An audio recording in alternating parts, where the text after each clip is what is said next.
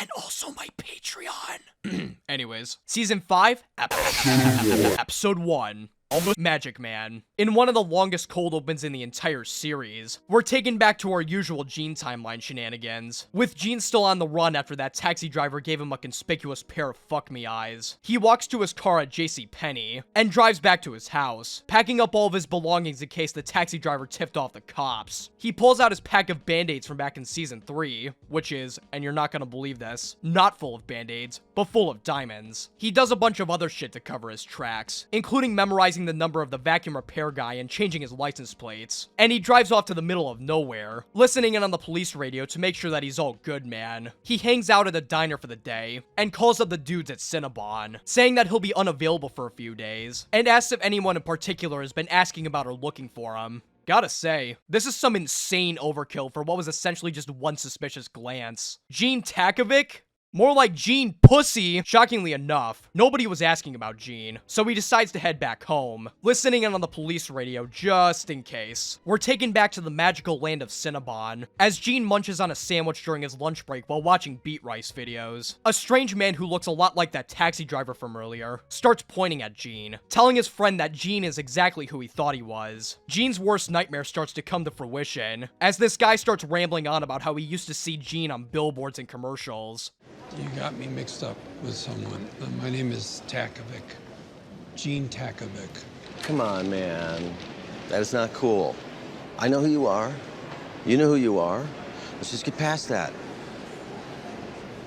Gene shits bricks as he asks this weirdo what he wants, and the man simply asks Gene to admit who he really is. Gene tries to play dumb, suspecting that this guy might be with the feds, but the guy sees right through Gene and tells him to say the thing. Gene, desperate to ditch his present life and embrace his more colorful past, proceeds to say the thing. Better call Saul. There we go. Little rusty, but you'll do better next time. As Gene looks on in both pride and disappointment, the weird guy introduces himself as Jeff, and offers Gene to give him a ride in his cab anytime he needs. I'll see you, Gene. The guy who played Jeff in this scene was fantastic. Just like Gene, the audience has absolutely no clue what Jeff's deal is. Is he part of law enforcement? Does he want money from Gene? Or is he really just that big a fan? Sincerely yours, this is Stan. Don Harvey did an amazing job portraying this skeevy, suspicious weirdo, conveying such a great, I have a plan for this guy, but only I know the details of it type of attitude. So little screen time, yet such a lasting impact. I sure hope this actor isn't recast later in the show due to a contractual obligation. That would suck. Anyways, Gene is left with shit in his pants as he rushes over to a payphone, contacting Ed the vacuum repair guy to get him the fuck out of there. Ed tells him that this vacuum cleaner is gonna be way more expensive and difficult to deliver than normal, considering Gene's current situation. As Gene is about to close the deal though, he looks out through the crowd of people as a plan begins to formulate in his mind. Still there? I've changed my mind. I'm gonna fix it myself.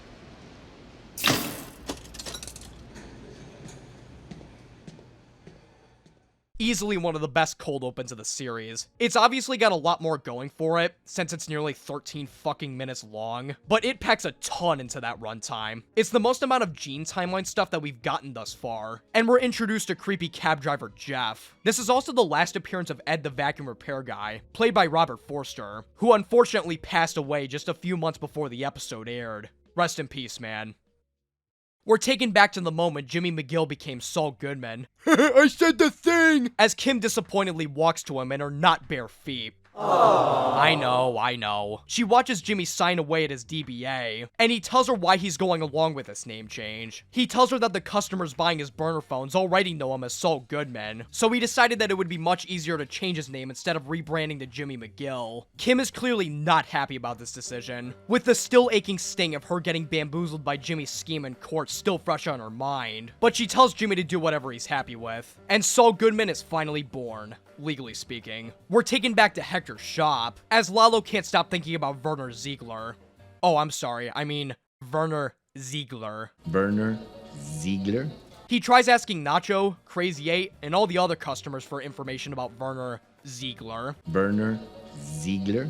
As well as the construction of the super lab. They got nothing about the construction of the super lab or Werner Ziegler. But they do tell Lalo of a rumor from some skells that his cocaine has been stepped on. And Lalo thinks rationally through his— Show me.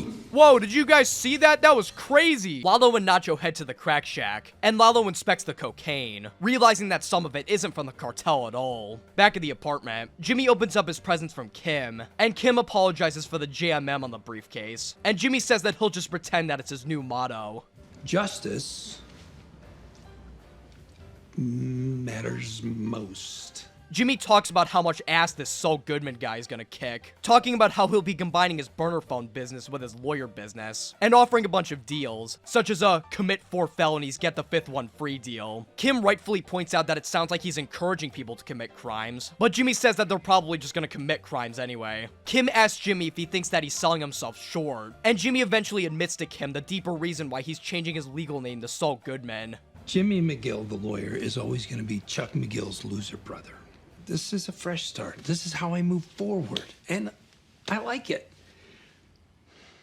Lalo heads to Gus's chicken farm and has a sit down with Gus and Juan Bolsa. They acknowledge the fact that Lalo's product is more ultra than usual, and Gus confesses, quote unquote, as to why this happened. He tells Lalo that Werner, while working on the construction project, stole 2 keys worth of cocaine, which led to his firing. Gus is attempting to kill 2 birds with 1 stone with this excuse, in order to get Lalo off his fucking ass about the super lab, and he apologizes to Lalo for the misunderstanding. Lalo continues to challenge Gus, asking him what construction project he was referring to, and Gus is like, wait, did you say construction project? Oh yeah, I meant this construction project. And leads Lalo to a bogus chilling system being built on the farm, supposedly by Werner's team. Lalo notices Mike heading the project, and asks Gus to give him a fine how do you do. Mike leaves, and Bolsa tells Gus and Lalo to get along or he'll turn this car right around. Lalo and Gus agree, and Lalo makes a passing comment to Gus, essentially telling him that he's not convinced. South wall's gonna look beautiful. Bolsa scolds Lalo for being a sneaky little bitch, and tells him to stop messing around with Gus's business, since he's one of their highest earners. Saul has a massive blowout with his clients in the burner phones, trying his best to convince them to use his lawyering services in a fantastic montage. He eventually runs out of phones to sell, and tries to sell his legal consultation exclusively. That doesn't work, so he gets desperate and makes an insane deal. Since none of you are getting phones tonight, how about special discounts? For the next 2 weeks, nonviolent felonies, 50% off. Okay, 50% off. Remember, 50% off. All right. Well done, Magic Man. We're just getting started. Mike takes Werner's workers to the middle of nowhere to ship them all back to Germany. He tells the workers to not say jack shit about the project, and gives each one of them their payment as he sends them on their way. Kai, of course, acts like a jackass and pisses off Mike one more time for good measure. It had to be done. He was a good man, but in truth, he was soft.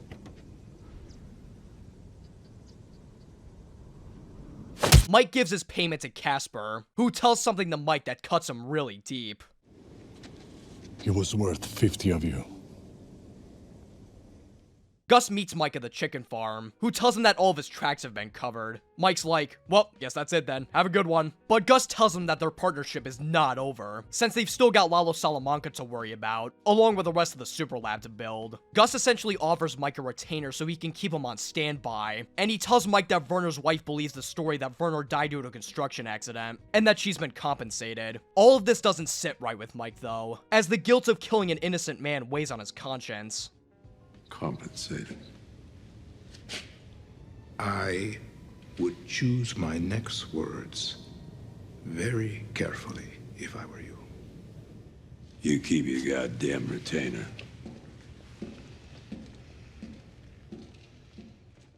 Bill Oakley eagerly awaits his shitty lunch like a German schoolboy awaiting a lollipop, and is confronted by an on-the-spot news organization, which turn out to be the film crew. They ask Bill questions about an upcoming case, but Bill is speechless because he's stupid. Luckily, Saul Goodman is here to show this cuck how it's done. You're who? I'm Saul Goodman, and we are countersuing you and the entire Albuquerque DA's office for malicious persecution, unlawful detention, and abusive process. I'm sorry. What'd you say your name was? I'm Saul Goodman, and I make it my business to defend the citizens of Albuquerque against injustices of every kind. Kim deals with this fucking dumbass who wants to go to trial, since there's an extremely small possibility that he might get a shorter sentence than the one Kim has already cooked up for him. And she vents to Jimmy about how stupid he is. He cooks up a scheme to get the dumbass on his hands and knees for Kim's deal, but Kim vehemently tells Jimmy to eat shit. Jimmy goes boo-hoo-hoo and goes home. And as Kim goes back to her stupid clients, she reluctantly succumbs to the idea and goes along with Jimmy's scheme. They're taking the deal off the table. Bobby, I'm sorry. It looks like they want to make an example out of you. We better go tell the judge that we're taking this to trial. Yeah. You know what? Are you sure we still can't get the 5 months? Are you sure that's what you want? Yeah. I thought about it, just like you said, and I could do the 5 months. Unlike Jimmy from the last episode, who took nothing but great pride in tricking the people around him, Kim has a complete opposite reaction, as she walks away with a blank expression on her face, and has something of a breakdown in the stairwell of the building, contemplating her actions. I'm blown away by how much of an amazing episode this was. This episode went way harder than it had any right to go. From the amazing cold open with skeevy taxi driver Jeff, to the aftermath of Winter and the birth of Saul Goodman, to Lalo's increasing suspicions of Gus's operation, I'm happy to say that this season is kicking off with an S tier. I don't think a season has ever kicked off with an S tier on this channel yet, so congratulations, Magic Man. Hey, I guess you could say this episode is something of a Magic Man. Season 5, Episode 2. 50% off. We're taken back to that one scene from the previous episode, the one where Saul offers that insane 50% off discount. Two idiots get a hold of that discount, and they decide to commit as many crimes as humanly possible to get their money's worth in the funniest montage in the entire show. 50% off! 50% off! 50% off! You know, that whole they're gonna commit crimes anyway argument isn't holding much water anymore, is it? We're taken back to Nacho's crack shack, where Gus's men rudely awaken him from his Betty by time. They drive him over to a restaurant where his dad is eating with some friends, and Victor walks in with a loaded handgun, seemingly ready to end his life. As Victor hangs out in the restaurant, Gus walks into the car and tells Nacho that he wants more information on Lalo and what he's planning. Gain his confidence. Make him rely on you. How? Find a way. Has nothing to do with this.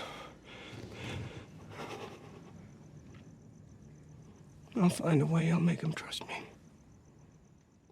Man, Gus is acting like such a dick for no reason. Like, dude, you already have Nacho under your grasp. You don't need to wake him up from his hot e-girl date and threaten to kill his dad right in front of him to tell him this. Just, like, fucking call him. Back at the apartment, Jimmy and Kim get ready for the day as Jimmy takes a billion phone calls from his brand new clients. Kim is clearly unhappy about this new Saul Goodman persona practically taking over Jimmy's life. And Jimmy takes the hint and busts into Kim's car before she heads to work, bringing her over to a potential new house that he's been looking at. Jimmy tells Kim that he has 45 new clients on his plate, and admits to Kim that it might be because he kind of maybe gave out the 50% off discount. It was a bonehead move, and I shouldn't have done it. Say the thing! Say the thing! Okay. Yes! Kim tells Jimmy that she doesn't want to aid into any of his schemes that involve her lying to her clients anymore, and they make up by dousing Jimmy in shower water. Lalo has a talk with Ding Dong Salamanca about Gus and his super lab construction, and how Gus is definitely lying about Werner Ziegler's firing. Werner Ziegler? But that nobody cares because Gus is the one that makes the big bucks. Mike wakes up from a fun night of drinking his memories away, when he's called in by Stacy to look over his stupid granddaughter Kaylee. 7 times 4? 4 touchdowns equals 28. Go Eagles! Kick ass! You don't talk like that. Who taught you to talk like that? You did. Oh. Kaylee starts to talk about Maddie out of nowhere, asking questions about whether or not he wanted to be a police officer when he was young and how the bad guys got to him, which makes Mike's hungover ass go full rageaholic mode. I told you to make those even. I am. No, you're not. You're making a mess. You either do it right or you don't do it. But I want to do it. You're done. You are done. The 50% off guys get some cocaine at the hidey hole from earlier, but the coke gets stuck in the gutter, which leads to an intellectual debate between the two guys and the lady giving them the goods. Shut up! You shut up! Shut up! You shut up! Shut up! Nacho tries to get some information out of Lalo, but Lalo tells him to shut up because he's playing poker. He raises 200, which causes Crazy 8 to fold, and Lalo reveals that he had jack shit. He looks at Crazy 8's cards, and finds out that he had a set of 8s, and proceeds to give him the nickname that we all know and love. Mucho loco, this guy, huh? Alright, guys, give me the cards. Honestly, that's a justifiable reason to give him that nickname. Why the fuck would you fold on a 3 of a kind? Yeah, that's right. I know Texas Hold'em. I played it on New Year's Eve with my friends, and you know what happened? Yeah, that's right. I lost everything. Anyways, Crazy 8 gets a call about the dudes that didn't get their coke, and he heads over to fix the issue. Unfortunately, Lady Luck is not in Crazy 8's favor. As the cops bust in to investigate, they ask Crazy 8 what he's up to, and Crazy 8 tells the cops that he's just fixing a block in the drain pipe. Guess you fixed it. Lalo and Nacho head over to the scene as Crazy 8 is arrested, and that one lady gets in the car, telling Lalo that the coke is still inside the building. Lalo and the rest of the crew think that they're fucked, but Nacho, deciding this to be the perfect opportunity to earn the trust of Lalo, gets out of the car and heads to the hideout. He jumps from building to building and snatches the cocaine from inside before any of the cops get it, with Lalo all the while laughing at him like he's watching a football game. No mames, no mames. Oh, look at that. Nacho makes it out without getting busted, and Lalo calls him a badass before driving off, making Nacho's mission a success. Jimmy starts to enter full Saul mode, as he dons the Bluetooth earpiece and starts harassing Bill Oakley about his clients. Saul successfully gets some witnesses on the case and negotiates his client's sentence, and he goes back to prepping for a negotiation with Suzanne Erickson. Howard, who's looking a lot better than he did last season, jump scares Saul out of the blue. He offers to talk to Saul over lunch, but Saul says, yeah, sure, and harasses Suzanne Erickson, asking her to move their meeting to right now so he can get a bunch of clients out of the way. And she criticizes him for wanting to make a quick paycheck by having a bunch of clients on his plate. Nacho tells Lalo that the coast is clear and asks when he wants everyone to move out again, but Lalo tells him that it's Nacho's call this time around, since Nacho over here was such a cool badass last episode. He has a sit down with Nacho, asking him questions about Crazy 8, including when him and Nacho met, what he's like, and how long Nacho thinks he'd last inside a jail cell. You worried about him? You want me to take care of it? No. I got something much better for him.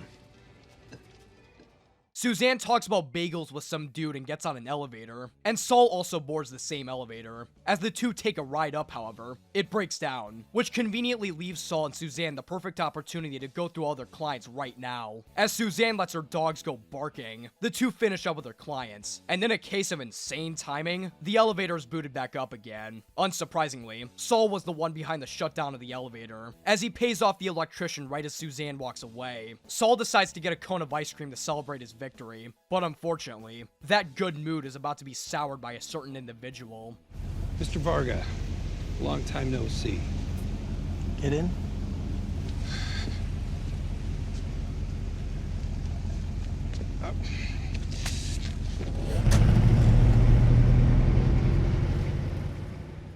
This was easily one of the most comedy-driven episodes of the entire series. So many funny moments in this one, like Crazy 8 getting busted by the cops, the montage with the two guys yelling 50% off, and Mike yelling at Kaylee. That being said though, this episode's getting a low A tier. Some funny moments, but not enough to catapult it super high.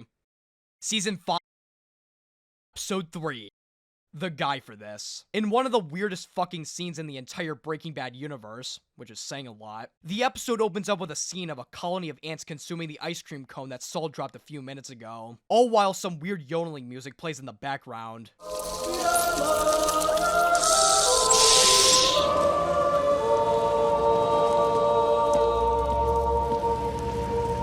Now this is a scene that'll drive video essayists wild. Better Call Saul certainly isn't a stranger to artsy, surreal scenes, but this one has got to be one of the weirdest in the whole show thus far. You're probably thinking, well, Beat Rice, since this scene is so vague and out of nowhere, surely it has to have some sort of meaning behind it. And you'd be right. I think. My interpretation of this scene is that the ice cream cone represents Saul Goodman, and the ants represent the cartel. Despite involving himself with disheveled and disgusting criminals, up to this point in the show, Saul Goodman's image is one of a quick-witted but overall clean and safe person, similar to that of the 50s game show hosts and fictional lawyers that Jimmy McGill based it upon. However, as we're about to see in just a few moments, the cartel wants to use Saul's legal services for more sinister intentions, which begins Saul's corruption into the criminal lawyer that we see later in Breaking Bad, and, in turn, turns Saul's image into a much more shallow and vulgar person. Clearly his taste in women is the same as his taste in lawyers, only the very best, with just the right amount of dirty.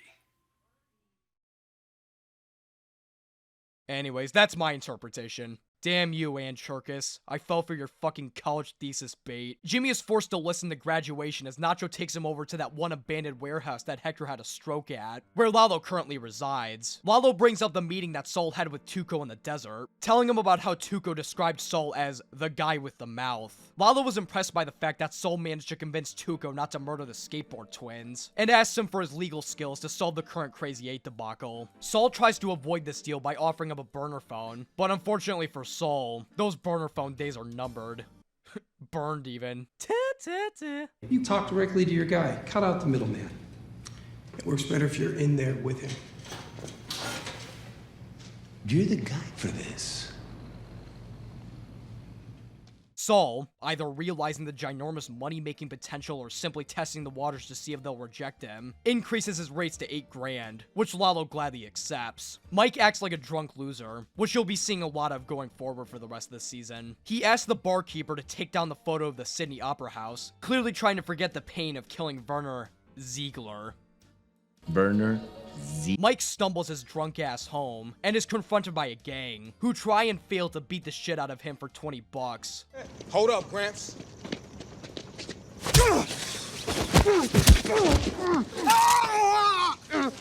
So? Jimmy heads back to the apartment and has a couple beers with Kim, who's excited over the fact that she has all pro bono clients tomorrow, and no Mesa Verde. Jimmy tells Kim that Saul Goodman just had his best day yet, financially speaking, and Kim almost sarcastically says good for Saul before aggressively exiting the scene, once again tipping off to Jimmy that Kim is not a huge fan of this new persona. Nacho's dad heads over to Nacho's house and has yet another disappointed and depressing chat with him. Nacho's dad tells him that a man offered to buy his shop for way more than it's worth, and suspects Nacho of being the one who put him up to this, saying that he thinks that Nacho is planning to leave town. Entrégate a la policía, enfrenta lo que has hecho. Si quieres huir, oye, pero yo, ni madres, yo no voy a huir. God, Nacho's dad is just the saddest character in the whole show. Every time he shows up on screen, I'm just like, oh boy, here we go, time to get bummed out. Kim is prepared for another pro bono case with Judge Margaret Meatloaf presiding, when all of a sudden, she's blindsided with an emergency from Mesa Verde, which she promptly denies. Miss Meatloaf totally fucks Kim over in court, and she gets a call from Rich, who tells her that Kevin Wachtel is starting to get pissy and wants Kim to help Mesa Verde out now. And Kim disappointedly gives up her day of pro bono clients to help them out. Saul meets with Crazy 8 in prison, telling him who he is and what to say to the investigators. These aren't just some random investigators, however. In fact, these investigators are two guys that you might just be familiar with. Excuse me? Hey, Marina. How's the boy? Yeah! Hank complains to Gomez about Marie throwing away expired yogurt before heading to the meeting with Crazy 8, who follows the instructions Saul gave to him and tells Hank and Gomez info about 3 dead drops. Saul busts into the room and pretends to have a disagreement with Crazy 8, but Hank and Gomez see right through this act and attempt to leave the room. Saul insists that Crazy 8's info will lead to progress in the investigation, and Hank tells them that the info must lead to arrests, which Saul agrees to, under the condition that Crazy 8 is given client confidentiality. Kim deals with some old fuck who's refusing to move out of his house to make way for Mesa Verde's new call center. Old fuck McGee tells Kim that he's not moving out of his house, even though Kim clearly tells him that his contract states that the owners could buy him out at any time. That big bank thinks it's gonna build a call center. Well, not this house, sweetheart. You're one of those people that give a little money to charity every month, so you can make up for all the bad that you've done. You go to a soup kitchen once a year on Thanksgiving. Makes you feel like one of the best rich people. I hate this guy more than I hate cancer. And yet another Kim W. She absolutely destroys this guy, telling him to put on his big boy pants and accept reality. You do not get to make up your own rules. No one is mistreating you here. We were trying to meet you halfway. Well, that's over. The $18,000, guess what? It's off the table. Why should you get to drag this out for 7 months while all of your neighbors, every single one of them, played by the rules? A contract means something. It's the law, and it's enforceable. Deal with it. Lalo goes wee while doing donuts on an abandoned racetrack, and Saul tells him about how the plan went off somewhat as expected, and tells Lalo that he's not really a fan of this whole working for the cartel thing anymore, and that he should go looking for a different lawyer. You're gonna have to find a different attorney for future endeavors, because my schedule is just very, very tight. You'll make time. Saul realizes how much deep shit he's in as he arrives back at the sidewalk, witnessing the colony of ants absolutely smashing down his ice cream cone. Kim feels bad for taking out her anger on Mr. Old Fuck Acker after such a rough day, and she arrives back at his house, showing him some real estate that he can move into. Mr. Acker continues to act like a stubborn ass, and Kim tries to relate to his situation by telling him a story of her abusive mother, who moved her and Kim to new apartments constantly so she could avoid paying rent to the landlord. Unfortunately, Kim forgot to take into account that Mr. Acker is the reincarnation of the devil, because he shuts the door on her. Gus is informed that Crazy 8 is now a DEA informant, but stops Tyrus from shutting down the dead drop sites, since Lala would know that somebody snitched and the DEA didn't find anything at the sites. Kim heads back to the apartment after a shit-ass day at work, and has a drink and a smoke with Jimmy. In a scene with absolutely no dialogue, Kim and Jimmy decide to vent their frustrations by throwing their beer bottles off the balcony, waking up their neighbors before heading off to bed. This was a pretty solid episode. Obviously, Hank and Gomez's cameo was a highlight, though I thought some of their banter and dialogue felt kind of forced. I don't know, maybe it was the writing, the acting, the show's different style or whatever, but they didn't really have the same chemistry or delivery that they had in Breaking Bad. Other than that though, it was cool. Feeling another A tier for this one. Season 5, Episode 4, Namaste. Jimmy walks into an antique store, grabbing a bunch of objects and testing to see whether or not they'd be good to throw. After almost knocking a bunch of shit over with a golf club, he eventually settles on some bowling balls, and walks out of the store with all 3 of them. Jimmy and Kim wake up from a long night of playing Battleship, and Kim cleans up the mess that she and Jimmy caused the night before heading to work. Saul deals with the 50% off guys in their laundry list of crimes, and knocks down their sentence from 5 years to around 5 months. He asks the boys to pay up their $4,000 fee, which outrages the two, as they ask what happened to the whole 50% off thing, and they start to reconsider asking for a free lawyer instead. Did you ever hear the phrase, you get what you pay for, you Nick? Without me, they're gonna lock you up and throw away the key. You twerps even know who I am? I am Saul Goodman. I am the real deal. You're lucky I'm even talking to you. Saul pretends to walk out the door, but the 50% off guys beg for him to come back, promising that they'll use him and pay the fee instead. Before you make my headache even worse, no, you cannot pay me with the money you stole. You know, it's pretty ironic that Saul is criticizing these two for paying him with dirty money, considering who he literally just got paid by last episode. After this meeting, Saul reluctantly takes up Howard's offer and goes to lunch with him. Howard asks what Saul Goodman is all about, and Jimmy describes Saul as the last line of defense for the little guy. Howard claims that Jimmy McGill could have done the exact same thing, but explains that he understands why Jimmy changed his name in the first place. Your name is a part of that firm. Now it's tainted. We took your legacy away from you. You deserved a shot. And I could have given it to you. When you got barred, or when you brought a sandpiper, both times. I should have shown some backbone. It would have been the right thing to do. Jimmy acts like a sarcastic douchebag to Howard as usual, and Howard asks Jimmy if he'd like to finally work as a lawyer at HHM. Jimmy tries bringing up his troubled past with Howard and Cliff, Maine, but Howard explains that this isn't a spur-of-the-moment decision, bringing up the scholarship meeting with Christy Esposito along with a court battle from chicanery. Howard tells Jimmy that HHM is growing again, and that the firm desperately needs someone like Jimmy to make HHM thrive. I could use you. Charlie Hustle. Howard might just be one of the biggest underdogs in the whole show. Just last season, he was at the lowest point of his entire life. His smartest and most influential law partner killed himself, his mental state was at an all-time low, and his company was falling apart by the seams. But now look at him. Not only has he fully recovered, but according to him, HHM is bigger and better than ever. How's business? It's good. It's very good. You? Actually, it looks like it's gonna be one of our best years ever. In a way, Howard represents what Jimmy could have become, had he actually faced his fears and insecurities early on and gotten the help he so desperately needed. Which I think is part of why Jimmy resents Howard so much. He hates seeing the person that he believes to have screwed him over so many times in the past actually improve and thrive with his business. I think part of it also goes back to that one scene in season 4, where Howard believed that he was the one who caused Chuck's suicide, and Jimmy told him that it was his cross to bear. I think that Jimmy still subconsciously believes this, since Jimmy played a major role in Chuck's death, but doesn't want to acknowledge or even believe that fact. So he projected Chuck's death onto Howard so he could subconsciously avoid any responsibility.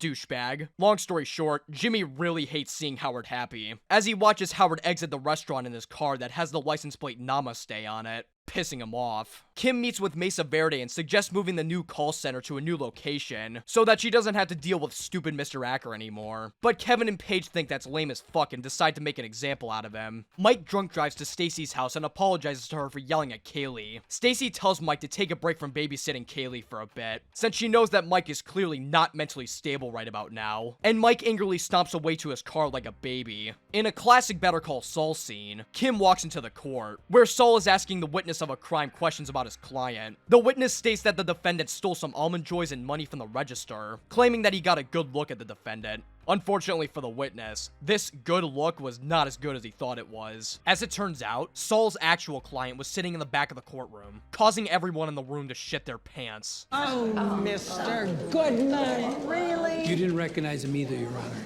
All right, settle. Kim waits for Saul to leave the meeting with the judge, who tells her that it was deemed a mistrial, and asks for his scheming abilities to help her with the call center debacle. Gus harasses Lyle for making a small mistake with the Friars, and Hank and Gomez spy on a dead drop that was placed in a culvert, which the two argue over. Hey, Byers and Vaca, roll back 30 yards. You don't want them to get nervous. You want to keep them nice and relaxed. Like your mom on date night.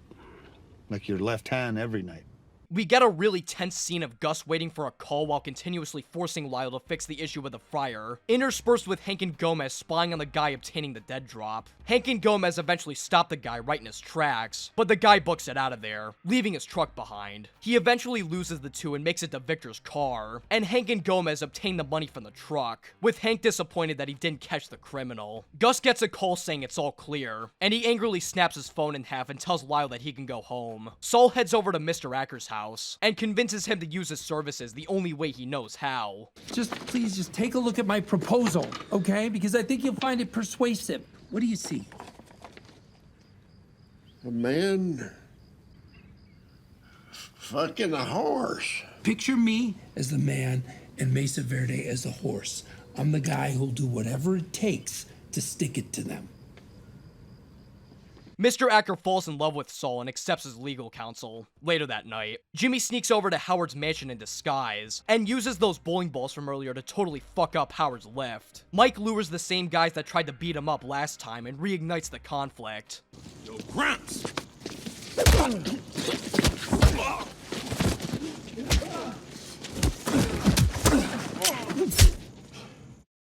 Beats here. Season 5, Episode 5. Dedicado A Max. Mike wakes up from that epic Smash Brothers tournament in the middle of some ranch. He walks around and talks to this lady, asking her if Gus was the one responsible for this, but she doesn't speak English. So Mike goes, fuck it, and books it off the property. Mike takes a seat on a stump after his stab wound starts to open up, and Mr. Poof Poof eventually tracks him down. What am I doing here? You were meant to be recovering. What's he want with me? He's asked me to keep you alive.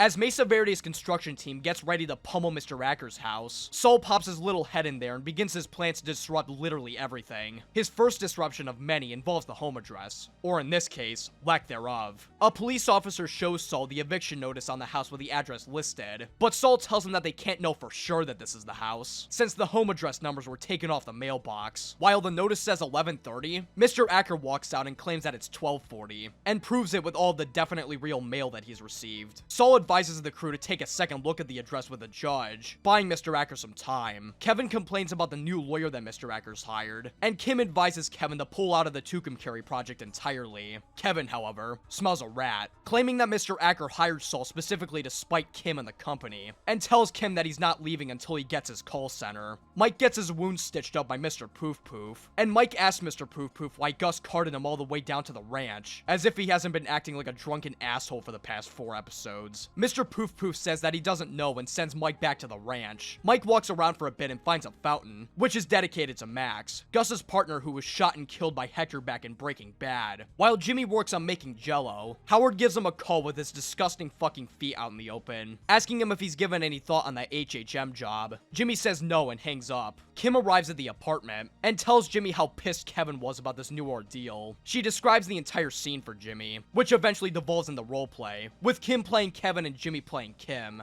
I'm not gonna let him deprive me. No sirree. Kim, I need it sooner than yesterday. Blah, blah, blah, blah, blah, blah, blah, blah. True love. Mike's phone battery is dead, so he finds some old parts around the ranch and uses them to create a charger. Once charged, he calls Gus, asking him why he's here, and Gus says haha I don't care and hangs up. In another one of Saul's disruptions, he plants a bunch of broken pieces of supposedly very valuable art underneath the ground, and hires a bunch of art fiends to start digging for it. Whoa, whoa, whoa, how long is this gonna take?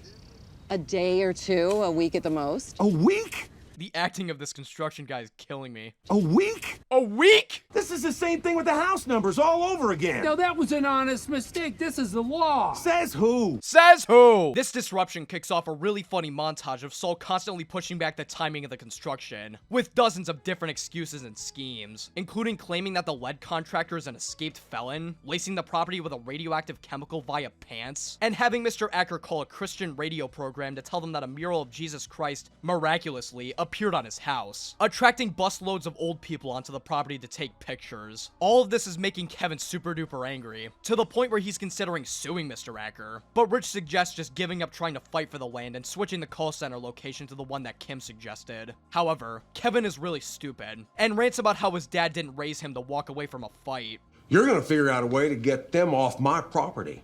That call center's not moving one goddamn inch. Jimmy tries to make Kim feel better about their scheme not working, and he proposes a last-ditch, no-holds-barred plan to stop Kevin Wachtel once and for all. While he advises Kim that they probably shouldn't push this issue any further than they should, Kim thinks that they should push this issue further than they should. Mike gets a call from Jimmy, who asks him if he'd like to participate in his latest scheme, which Mike politely denies. It's a straight piece of oppo research. This is a lawyer hiring a PI. What do you say? No. Mike uses his free time at the ranch to help this old lady out around the house, while Kim and Jimmy replace Mike with another familiar face to work as their PI, Trevor, the guy who got busted up by Mike all the way back in season 1. Apparently, Bill Burr was supposed to reprise his role from Breaking Bad in this scene, but couldn't due to personal matters, which is a damn shame, but luckily we got the next best thing. Trevor tells Jimmy and Kim that he couldn't find any dirt on Kevin, even after essentially breaking into his house and looking through every room. He gives the two whatever he could find, and pitches the idea to hire a couple more guys to kidnap Kevin and take him out to the middle of the desert, which hits a little too close to home for Jimmy, causing him to kick Trevor out. Kim investigates the photos that Trevor took, and to Jimmy's surprise, finds the dirt to end all dirt. What? What is it?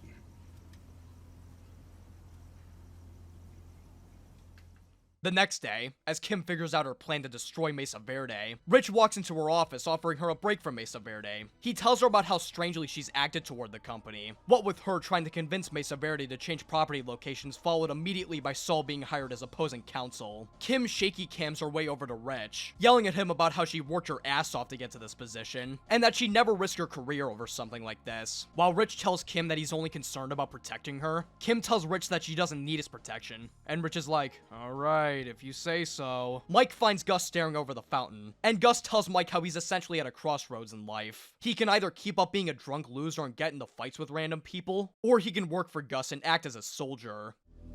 Why me?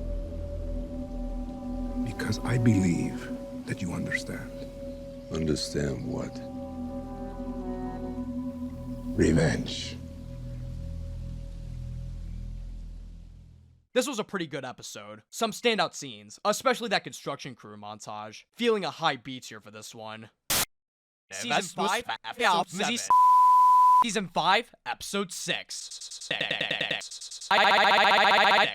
Wexler V. Goodman. Now, with a title like Wexler V. Goodman, you just know that shit's about to go down. The episode opens up with a flashback to Kim's youth, with her getting picked up by her alcoholic schizo mother. We learned a bit about Kim's rough upbringing a few episodes ago, but this scene shows us the extent of just how terrible her mother really is. Kim's mom arrives at the school way later than she should have, and Kim refuses to get in the car due to the strong smell of alcohol. Her mom tries to tell her that it was only one beer, but Kim rightfully doesn't believe her and decides to walk home instead. Kim's mom, insulted that her daughter would think about her own personal safety, drives off, telling Kim that she never listens. Back in the present, we're shown an old Mesa Verde commercial, featuring Kevin's father Don Wachtel talking about how kick-ass Mesa Verde is. Yep.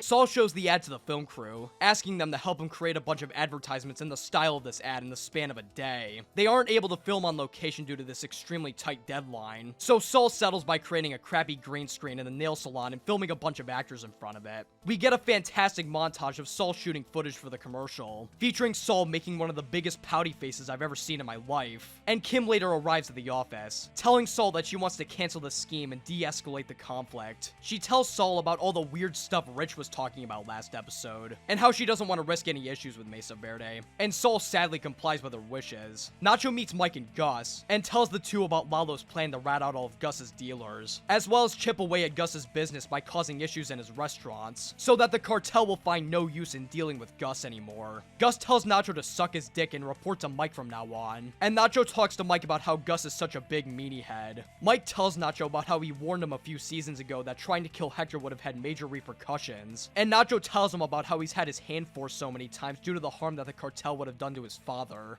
He's got a gun to my father's head. I don't do what he says. First things first. We take care of Lalo. Then we'll talk. Man, Nacho cannot catch a break in this show. Like, yeah, you can make the argument that a lot of this was Nacho's fault for even getting involved in the game in the first place, but even then, a lot of the horrible things that happen to Nacho in this show are a direct result of him wanting to protect his father, and not out of some selfish desire like a lot of the characters in the show. A lot of Nacho's suffering these past few seasons are almost entirely due to Gus's control over him, who, by the way, I just want to say, has been such a massive asshole this season for seemingly no other reason other than the fact that Nacho tried to kill Hector once. Like, the only reason he paralyzed Hector in the first place with those happy pills is because he didn't want his father to be involved with illegal activity. It's not like Nacho wanted to beat Gus to it or something. Like, okay, if there was a scene where Nacho went face to face with Gus and went, nah, nah, nah, boo boo, I paralyzed Hector, then I could probably understand. But Gus is just so petty for no reason. Man, fuck Gus. I hope Los Pollos Hermanos burns to the ground. I'm on Team Lalo, bitches. Lalo's cool. That guy makes tacos. Kim and Rich announced to Paige that Mr. Acker is finally settled, and Kim apologizes to Rich for yelling at him the other day, which Rich accepts. Mike looks through the evidence of the whole travel wire incident from Winter, and finds the main witness of the case, who works at the local library. She tells Mike about how the man in the building waved her off, and when she came back, the travel wire was burnt to a crisp. Mike asks the librarian if there was an old-looking car at the scene, but she sadly has no info. Any unusual or unique cars? Oh, I don't really know cars. It had 4 wheels.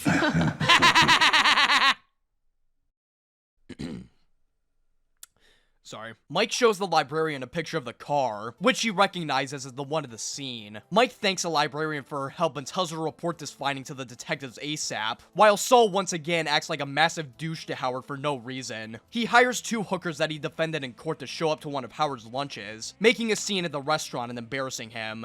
You can't take a ride on a Carnival cruise and only pay for a tugboat. You know what I'm saying? I can leave if you need. No. I don't know you and owe no money to you. That's it. Don't touch her! Detective Roberts, originally from Breaking Bad, receives the info from the librarian, as well as info about the hit and run that took place on poor Mr. Slushy, which both correlate with the travel wire murder, and figures that they found their guy. Saul meets with Kevin and the rest of the team, who discuss the amount of money that they want to settle at. While Kim offers $45,000, Saul decides to go a little farther than that and demands $4 million. You can literally see Kim's heart sink in this moment, as she realizes that Saul is pushing forward with the scheme despite her wishes. Kim desperately tries to end the meeting, but unfortunately, Saul is already going full steam ahead with the scheme, as he pulls out a DVD and presents it to the board. In one of the funniest scenes in the entire show, the DVD contains a bunch of PSAs accusing Mesa Verde of increasingly outlandish claims. Have you or a family member been wrongfully evicted from your home by Mesa Verde? Call 505-503-4455 today. Are you kidding me? It's libel. It's libel. This is a good one. Mr.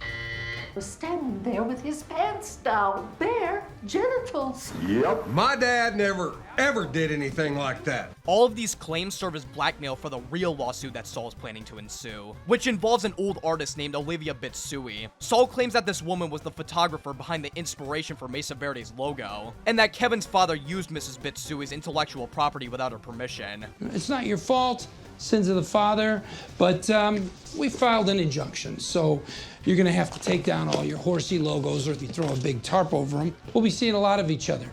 Till next time. Easily one of the best scenes of the whole episode, maybe even the season 2. Obviously, the completely slanderous PSAs Saul made are hilarious, but I also love how Kim and Saul interact with each other the entire scene, with Kim trying to remain professional the whole time while also making all sorts of remarks that have extremely obvious subtext. That subtext being, hey, Jimmy, I'm gonna kill you if you keep this shit up. It also demonstrates just how good Better Call Saul is at foreshadowing and building up to huge moments like these. On first watch, you're left to speculate on what the hell these characters are planning to do in the first place, with small clues being dropped every now and then. And then once that one scene finally arrives, it is explosive, and all the pieces suddenly fit together. On rewatch, a lot of these clues were hidden in plain sight, which is what I think makes Better Call Saul a lot better than Breaking Bad in some regards. While I obviously enjoyed Breaking Bad on second watch, I didn't find as much rewatch value in it as I do with this show, since in a way, it kind of felt like I was just going through the motions. But with Better Call Saul, it feels a lot more thought out, detailed, and intricate,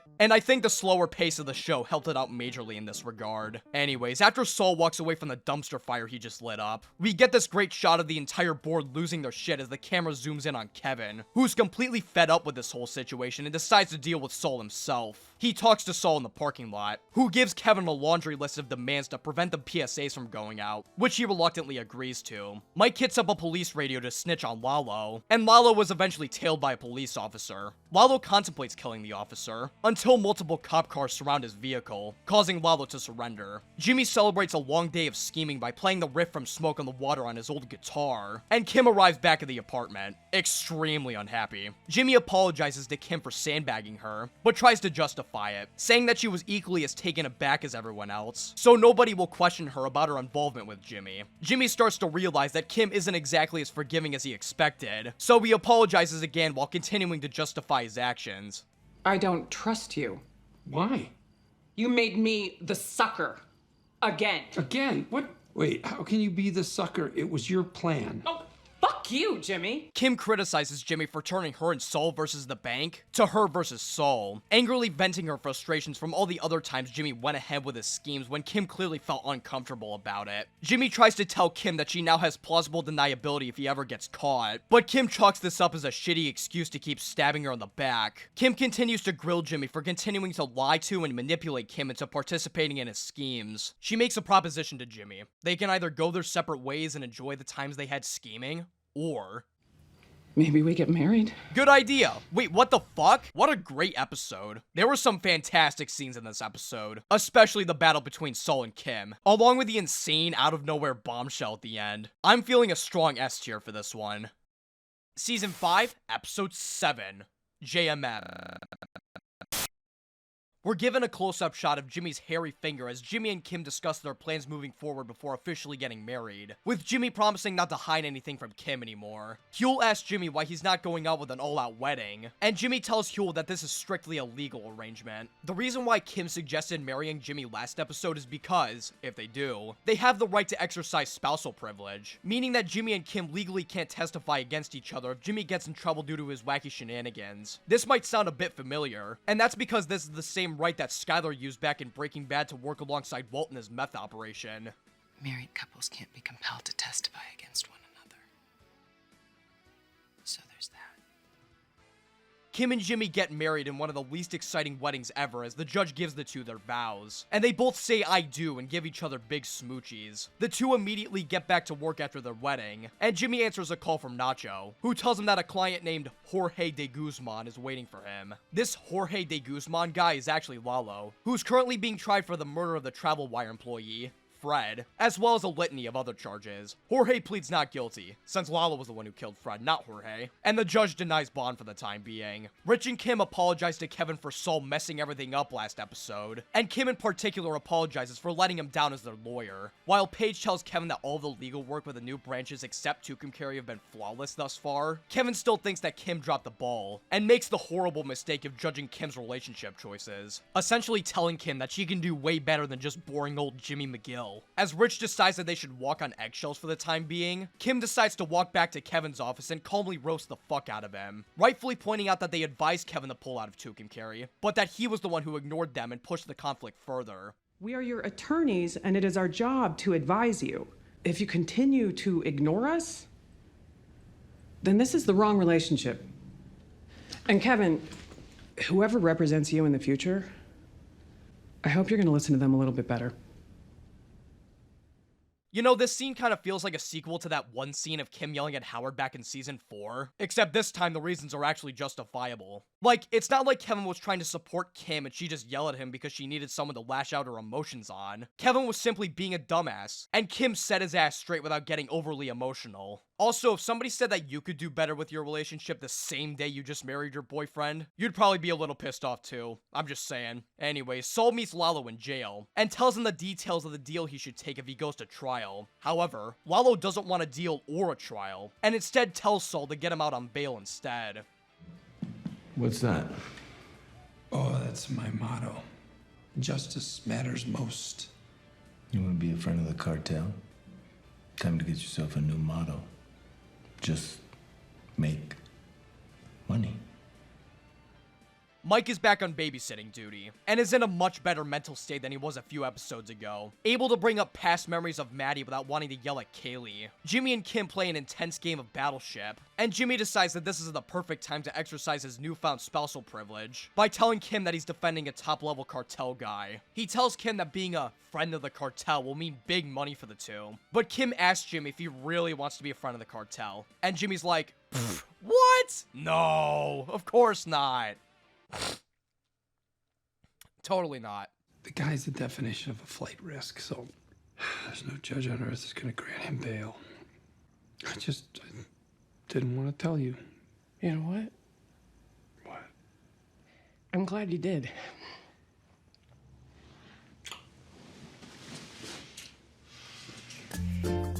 Aw, what a cute little puppy. Nacho tells Mike that he wants out of the cartel business, and asks Mike to help him keep his father safe in the process, since Mike promised Nacho that he'd do so once Lalo was out of the picture. However, Nacho tells Mike that Lalo called him inside the jail cell and told him to burn down one of the Los Pollos Hermanos restaurants, and Mike points out that that means that Lalo isn't out of the picture yet, and Mike drives away with his middle finger sticking out the window. We're taken back to Magical Electromotive, where Gus meets with a bunch of fast food restaurant CEOs to report Los Pollos Hermanos' statistics. He invites everyone to try out the new spice curls, including the head of Madrigal, Peter Schuler, who gives a much more enthusiastic taste than the one he gave back in Breaking Bad.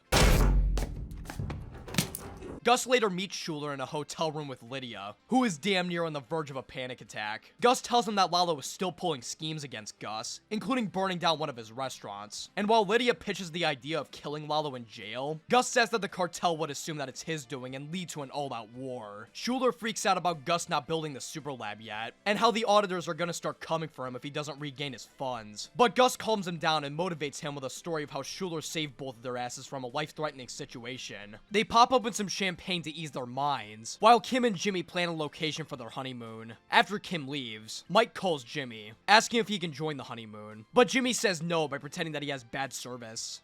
A word, yeah. I have a word for you. Tunnel, which is where I am right now. Coming!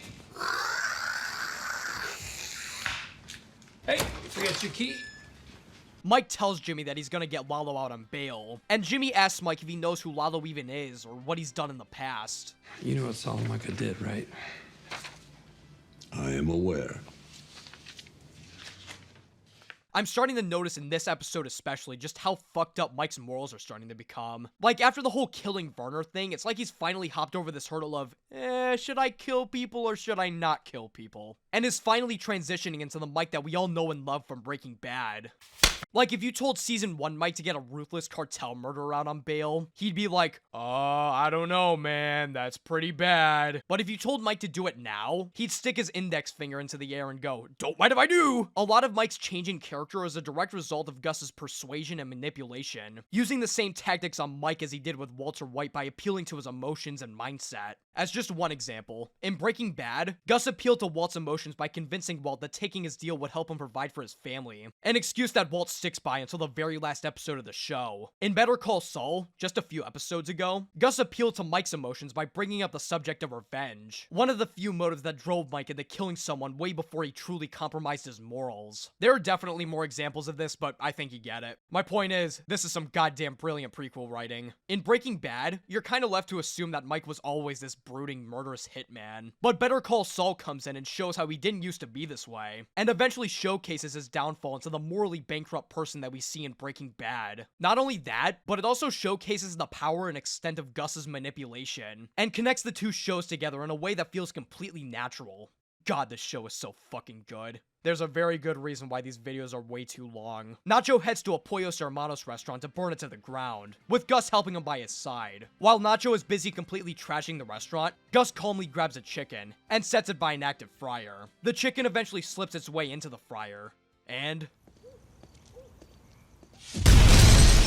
The next day, Saul briefly trash talks the prosecution on Lalo's case, and Saul heads to the court to defend Lalo. I mean Jorge. Saul notices Fred's family showing up to the courthouse, and while Lalo doesn't even seem to remember who Fred even is, Saul has other thoughts. As he looks back at the family, he watches as they grieve for his loss, and in that brief moment, Saul realizes the gravity of what he's gotten himself into. It's almost as if, for a brief moment, he's reminded of the distinct feeling of loss that he's prevented himself from feeling for so long. But in that same moment, he goes from giving a look of empathy and grief to an almost uncaring glance. Could it be because Saul was reminded of Chuck's hatred towards him? Could it be him remembering the financial incentive? Or could it be that he just figured that there was no way out for him? Or, even more likely, could his sadness possibly be stemming from the absolutely massive fucking mold spots growing on the court's ceiling? Holy shit, that thing is a fucking affront to God! Either way, Saul marches forward and defends Jorge from any wrongdoing. The prosecution labels Jorge as a flight risk, since he has no prior ties to Albuquerque's community. But Saul points out Jorge is definitely real and not at all fake family, proving that he totally has ties to the community. While Saul declares the evidence to be fabricated, the prosecution and Saul have a sidebar, and they both come to a conclusion. Considering the severity of the charges, I will set the amount at $7 million, cash only. I can do that. Thing is, I'm gonna need you to pick it up. What, me? I'll call you. Later, Saul makes a funny face as he stares sadly at the prosecution talking to Fred's family. However, this sadness is stopped briefly by Howard, who asks Jimmy if he's given any thought on the HHM job. Jimmy says he needs more time to think, but Howard decides to take the offer off the table, since he knows that he's upset Jimmy in some way. You want to know what's weird? It's weird to offer a job to a man, and in return have bowling balls thrown at your car. And prostitutes sent to your business lunch. That's weird.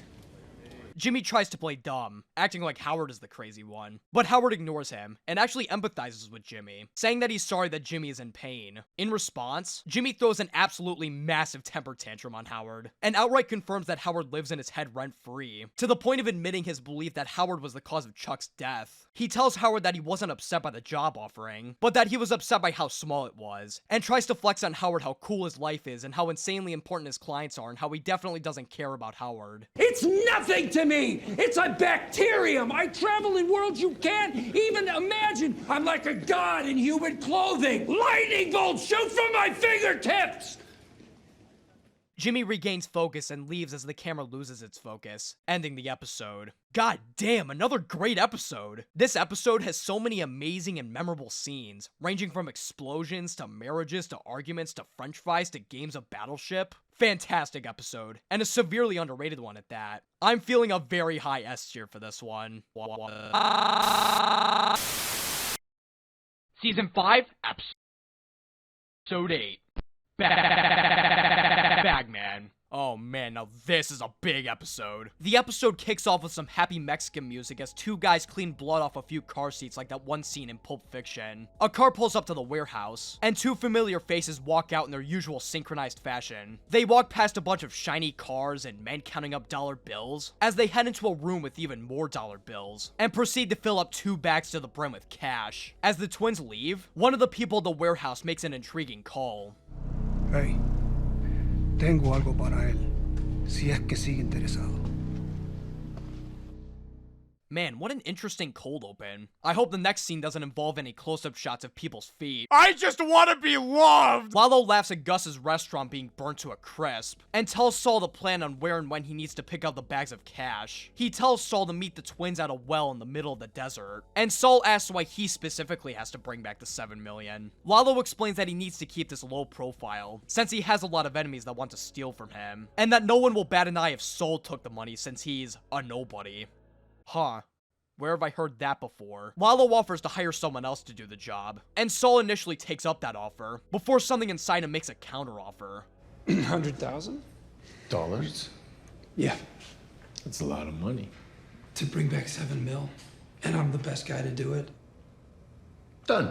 Jimmy tells Kim the news that he got Lalo out on bail, and that he's gonna be picking up $7 million worth of cartel money. Kim is rightly concerned about this, saying that no amount of money is even remotely worth this journey, and tells Jimmy that she doesn't want him to do this. Jimmy, however, tells her that things will be okay, and gives Kim a hug while making a face that indicates that things will not be okay. The next day, Saul waits for the twins by the well, silently rehearsing the phrase "Yo soy abogado" to himself, which means I'm a lawyer in English. The twins pull up to the scene, and quietly hand over the bags of money to Saul. He puts the money in the trunk, drives away, and faces absolutely no conflict on the drive home. 6,999,000. Oh man. Jimmy is very quickly surrounded by multiple cars, and is forced out of his Suzuki Esteem by gunpoint. Jimmy complies with the polite gentleman as they take away Jimmy's keys and take the bags of cash out of the trunk, and one of the men orders Jimmy to be murdered.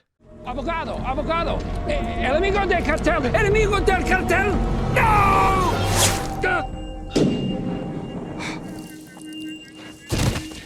Suddenly, a huge gunfight takes place, with every single person on the crew getting downed as Jimmy desperately crawls around the place trying not to fucking die. It's this incredibly intense scene, and it's in part to the fact that we're put in Jimmy's shoes throughout the entire duration. You're left to wonder what the hell the crew is fighting against as every single member is killed one by one. As the fight dies down, Jimmy is relieved and looks around the bloody battlegrounds. However, he spots a truck driving towards the scene from the distance, and one last member of the crew tries to fight off against it before eventually just giving up and driving away. The man in the truck walks to the scene, killing the last breathing member of the crew before walking over to Jimmy. As it turns out, the man who saved Jimmy's life was Mike, who was tracking Jimmy for Gus, and he tells Jimmy to calm down, recognizing that he's in shock. Mike tries to bring the bags over to his truck, but his truck is all shot up, so he starts up Jimmy's car instead. Jimmy fingers his car door as Mike drives him home, and Mike tells him to stop acting like a big pouty pout and look on the bright side. However, that bright side is about to turn into an extremely dark side, as Jimmy's shitty car starts to break down right in the middle of nowhere.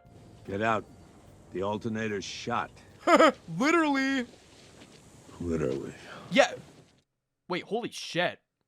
Maybe Mike's writing my scripts. Mike and Jimmy decide that this car sucks and set it up to push it off the cliff. But Jimmy grabs his coffee mug from Kim before he does, which has sadly been shot. They eventually push the car off, ending the tragic and truly beautiful tale of the Suzuki Esteem. Mike tells Jimmy that, since that one guy from earlier got away, that they'll have to take a trip through the desert for a bit in order to avoid getting killed. They walk around the desert for 2 entire seconds and Jimmy is already tired, so they take a break in the shade. Jimmy tries pitching the idea of putting the bags of money into a hole and driving back to the hole later once they get home so that he doesn't have to carry it, but Mike tells him no. This scene is a subtle nod to the fact that Jimmy is stupid. As Jimmy tries digging a hole, Mike spots the guy in the red car, and the two take another trek in the desert before he spots them. After a while, Mike sets up camp for the night, and later, Jimmy talks to Mike about how Kim is gonna be worrying sick about Jimmy, and admits to Mike that she knows what he's doing. Mike criticizes Jimmy, warning him that Kim could panic and call the police, but Jimmy tells him that she wouldn't do something like that. Mike tells Jimmy that Kim is now in the game, but Jimmy desperately tries to tell Mike that she isn't, insisting that he only told her a slice of the truth. She's not in the game.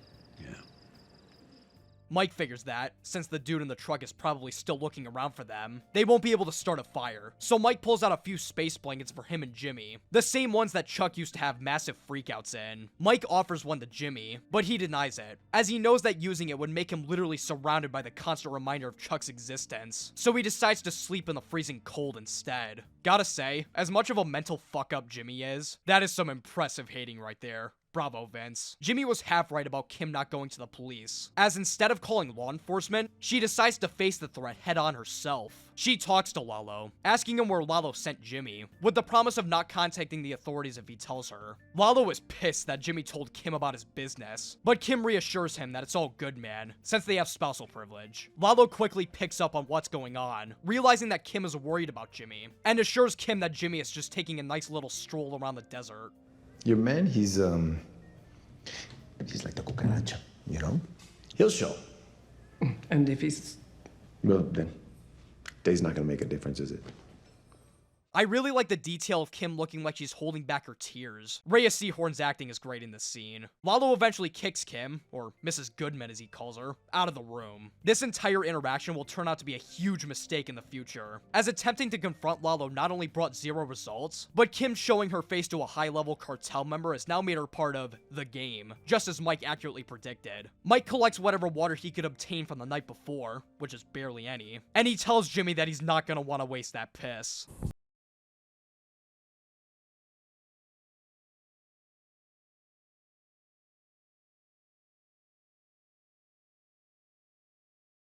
Wait a second! Is that fucking Eminem? Hi, my name is... What? My name is... Okay, I looked it up, and apparently this is actually a song called I Gotta by Lobby Saffer, which was sampled by Eminem and Dr. Dre to create My Name Is. Huh. Go figure. Anyways, Jimmy's name is absolutely exhausted, as his face becomes sunburnt and his lips become chapped to all hell, as he and Mike continue their long walk through the desert. Jimmy gets sick of carrying the bags, and he comes up with the brilliant idea of carrying the bags by his waist as they drag on the ground, which turns out to be a not so brilliant idea as he rips a hole in one of them, causing several bills to fall out of the bag. Mike fixes the issue as Jimmy grabs each individual bill off the ground, and he completely eats shit on a cactus. Hey! Ah, shit! Ah! After this, Jimmy falls to the ground and declares that he's done, saying that he wants to die in the desert, and Mike demands him to get up, motivating Jimmy by telling him how he's gotten this far. I have people waiting for me. I do what I do so they can have a better life, and if I live or if I die, it really doesn't make a difference to me. I will go knowing I did everything I could for them.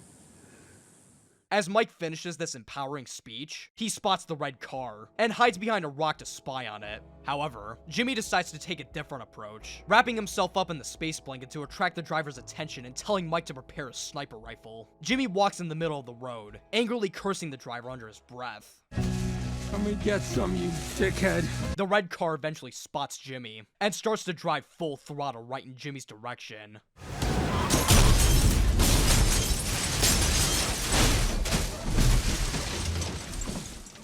Mike inspects the scene to make sure that the driver is dead, and Jimmy takes a victory chug of piss.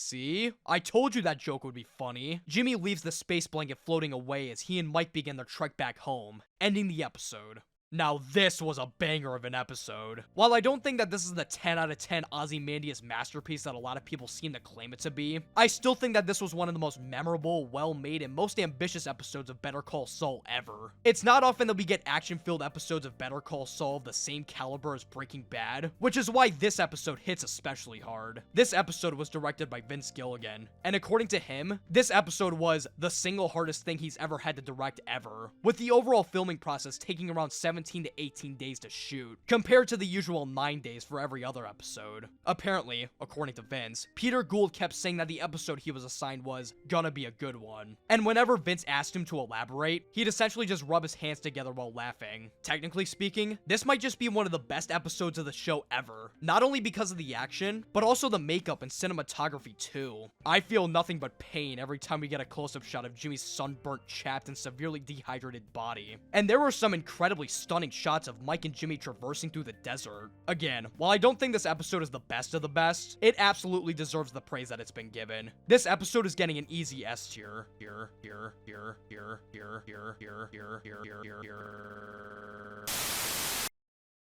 Season 3, Episode 10, Fly.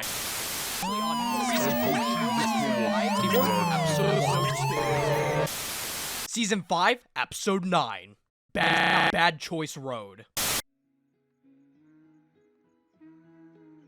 In a goddamn stroke of brilliance, the episode opens up with this fantastic callback to the Something Stupid montage, with Jimmy and Mike walking around through the desert as Kim anxiously waits for Jimmy's return. The song this time around isn't the same as the original montage, but rather a more instrumental-heavy version, with the performers humming the lyrics to the song. Both Jimmy and Kim have moments where they compliment each other's actions, such as Kim filling up a glass with some water as Jimmy takes a sip from the piss bottle. Jimmy eventually finds service out in the desert, and makes a call to Kim, falling to his knees on the ground in the process. Jimmy? I'm okay.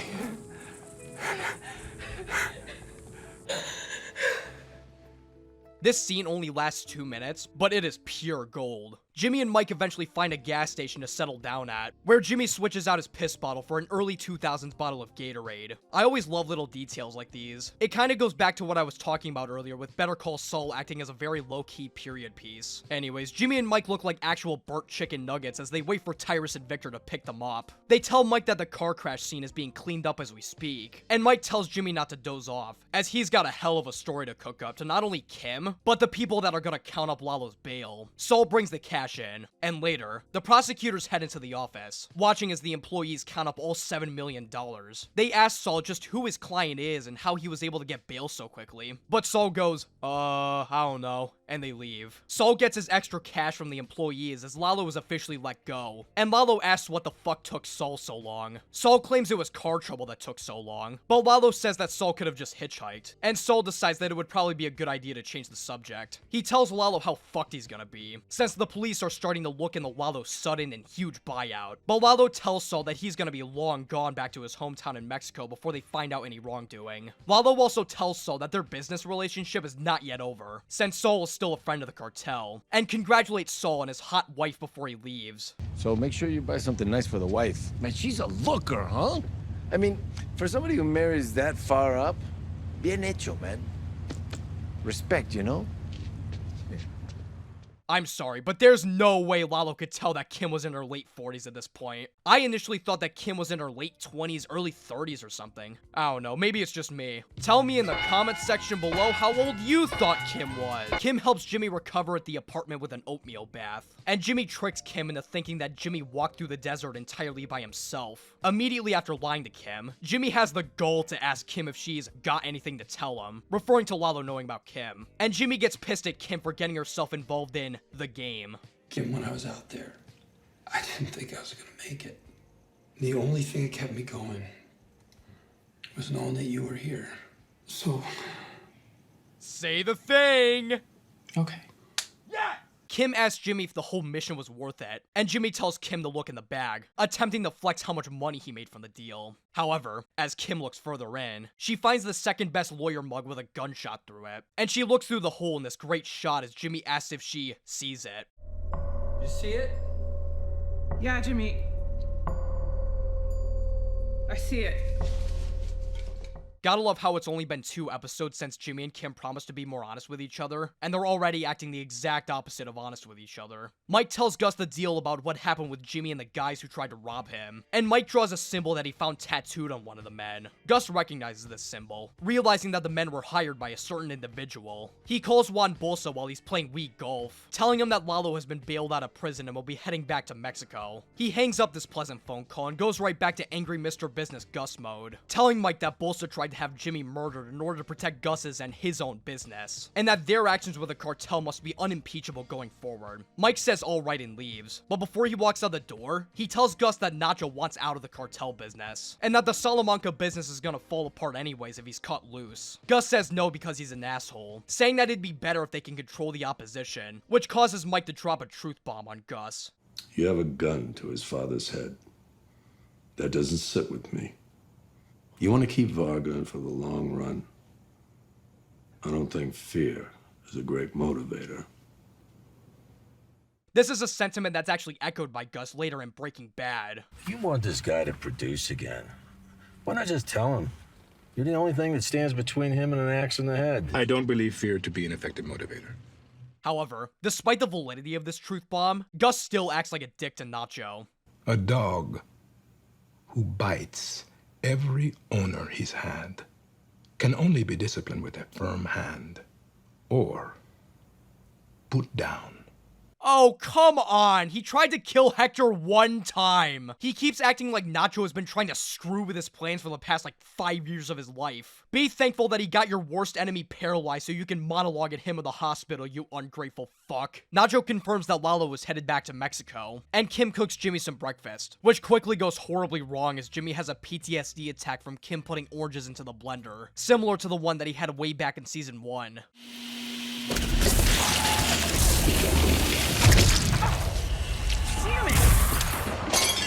Shit.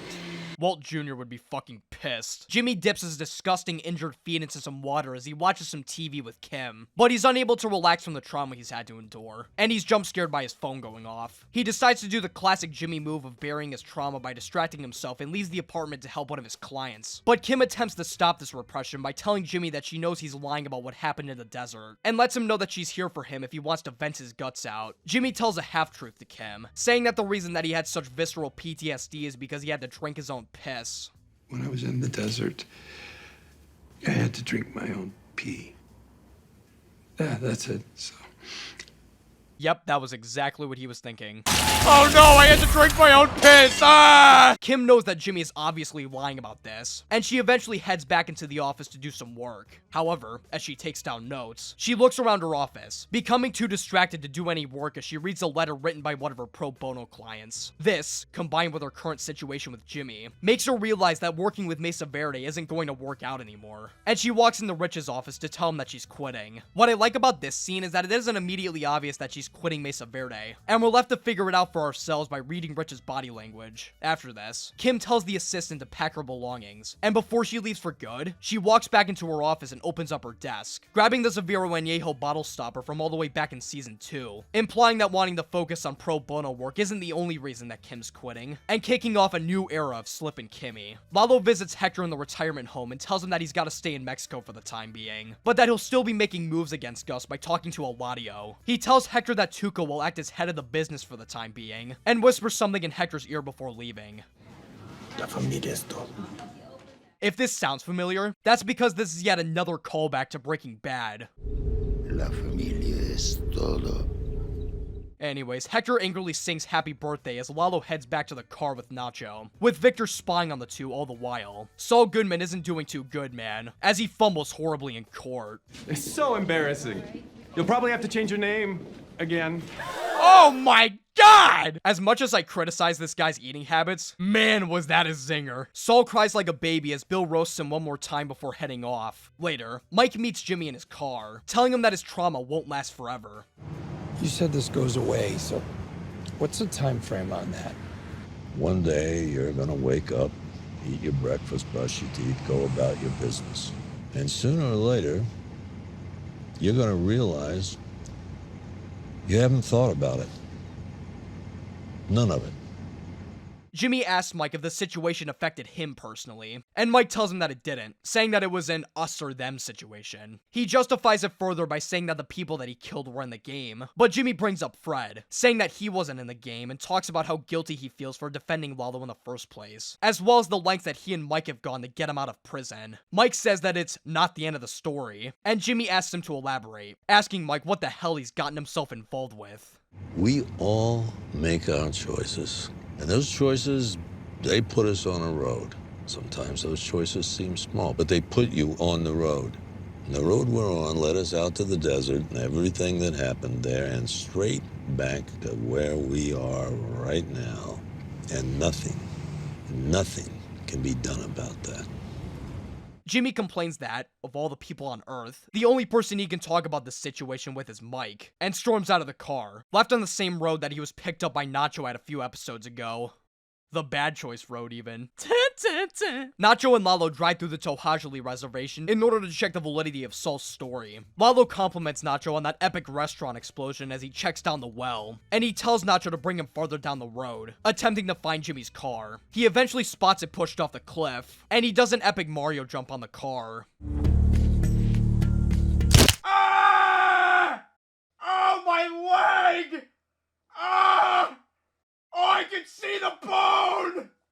Call an ambulance! I think it's getting numb! As Lalo looks around the car, he finds bullet holes in the car, paralleling the shot of Kim looking through the cup, and he tells Nacho to bring him back to Albuquerque, ready to kick some Saul Goodman ass. Kim meets Jimmy dozing off in the apartment, and tells Jimmy the big news about her quitting Schweikart and Coakley and giving up the Mesa Verde case. While Kim is happy about this, Jimmy is concerned, asking her why she's done this. I keep pushing Mesa Verde away to do my pro bono work, and then I thought you were dead. So, that helped me to see what's important and what isn't.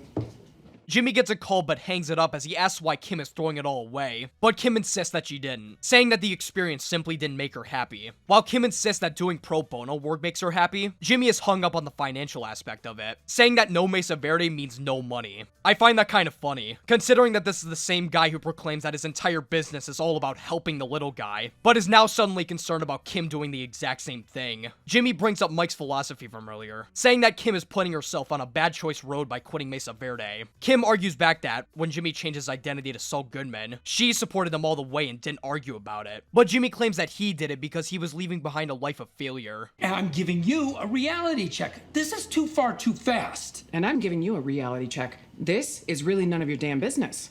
Oh my God! Jesus Christ, Jimmy cannot stop getting decked by everyone this episode. Kim answers a knock at the door as Jimmy finally answers the person who was incessantly calling him, and it turns out to be Mike, who tells him to leave his phone open in a discreet place as he rushes over in his car. Shit goes from 0 to 100 really quickly as Lalo enters the apartment, and he tells Jimmy that he hasn't gone to Mexico just yet as he mockingly tells Kim that he told her that Jimmy would be back. Lalo goes tap tap tap tap on the fish tank, and Jimmy tells him to stop since it'll upset the fish, not realizing that the fish isn't exactly the upset one here. Lalo, gun in his belt, intimidates Jimmy and Kim into talking with him, and he asks Jimmy what specifically happened in the desert. While Jimmy tries to stick with his "I picked up the money and then my car broke down" story, Lalo tells Jimmy to tell him the story again, scaring the shit out of Jimmy and Kim. Jimmy tells the story again, and pulls the same trick that he used on Kim a few minutes ago, telling Lalo that he had to drink his own piss, and that he eventually found a cab to drop him off at the courthouse, where Jimmy paid Lalo's bail. I'm not sure what you're looking for here, but I just want to hear the story. Jimmy tells the story once again, with Mike staring at Lalo through the scope of his sniper rifle. Jimmy tries to go into as much detail as he can without revealing that he got ambushed, and he asks Lalo if Kim can leave, since she had nothing to do with it, and that it was all him. I saw your car. Did you push it in a ditch? I don't think so. You don't think so? You either did or you didn't, so, which one is it?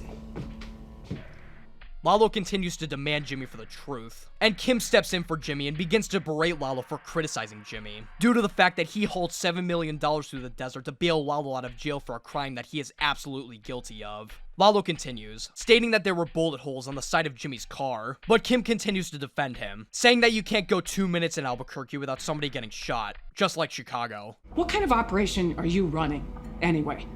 Because I think I know why you sent him to do this job. You have no one else you can trust. If you don't trust your men with your money, you have bigger problems than if you trust Saul Goodman.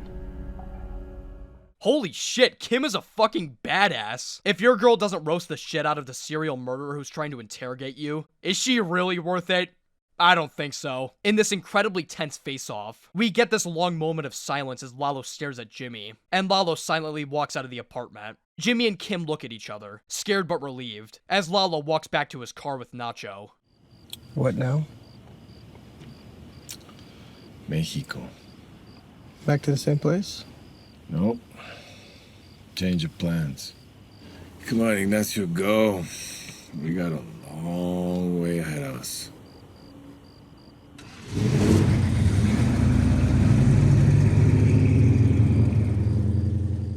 Oh my god, this episode is a masterpiece. There was not a single slow or bad scene in this entire episode, which is incredibly impressive considering what we just went through. Most of the time with series like these, the writers usually slow things down for an episode to let the audience process what just happened. But instead, Better Call Saul just went, hey, what if we made the next episode even better and more memorable than the last one? There are so many fantastic and memorable scenes, from the something stupid callback at the beginning, to Gus being an asshole, to Kim quitting Schweikart and Coakley, to the insane face-off between Jimmy, Kim, and Lalo. That scene is 12 minutes of pure, unfiltered gold. Lalo was already intimidating as an antagonist before, but this really just felt like he was gonna kill someone at any moment. Hell, the first time I watched this, I genuinely thought that Kim was gonna die right then and there, considering the shot of Lalo's gun on his belt. So you can imagine my relief when the show decided not to go that route. That's not even mentioning Mike's whole bad choice road spiel, encapsulating Jimmy and Mike's, and in a sense, every single member of the Breaking Bad universe's story perfectly. Such an incredible episode. I'm genuinely feeling a double S tier on this one. It totally deserves it.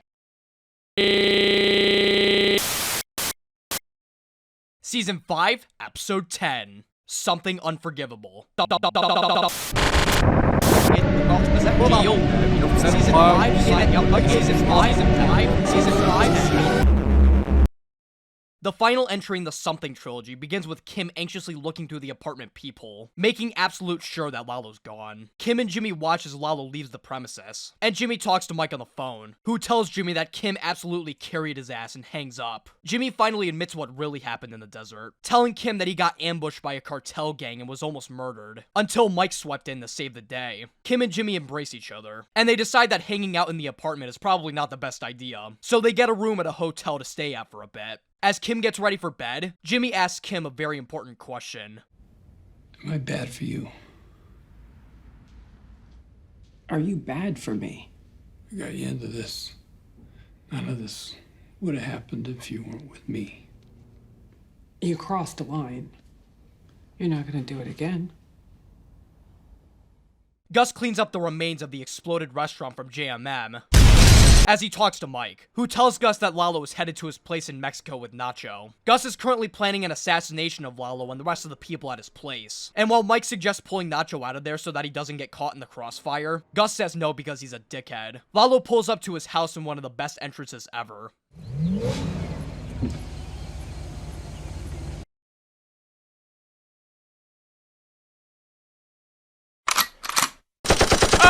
Why do I keep getting hurt? Lalo says hi to his friends and family and introduces Nacho to the rest of them, while Jimmy and Kim get ready for the day. While Kim gets ready to go to court, Jimmy suggests spending the day doing fun things like going to the spa and smoking crack. But Kim is paranoid that one of Lalo's guys is gonna show up and spot them, and says that spending time in the court will be way safer since there's cops there and stuff. Jimmy angrily calls Mike, demanding to know what's really going on as he finally puts on a pair of goddamn pants. Kim asks this dude named Grant if she can have harder pro bono clients, and he shows her this incredibly depressing room full of pending cases to choose from. Back in Mexico, Lalo tells Nacho how to talk to Don Eladio, saying that he's likely to get a promotion if he talks to him the right way. And Nacho heads to the bathroom as he gets a call from an unknown number, who tells Nacho to exit through Lalo's gates at 3 in the morning and get the hell out of there. Kim has an awkward conversation with Howard in the court elevator, and casually drops that she quit Schweikart and Coakley. Howard runs out the elevator, asking Kim why she left in the first place, but Kim tells him that it's personal and leaves. Before she does though, Howard asks for a minute of Kim's time,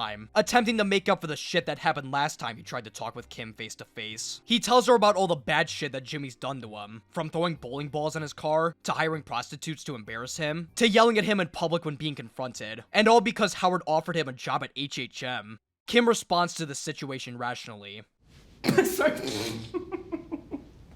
Howard tells Kim that Jimmy is not behaving like a normal person should, and assumes that Jimmy's behavior had something to do with Kim giving up Mesa Verde. You gotta listen to me. The man needs help. Howard, I know Jimmy, and you're wrong. You know who really knew Jimmy? Chuck.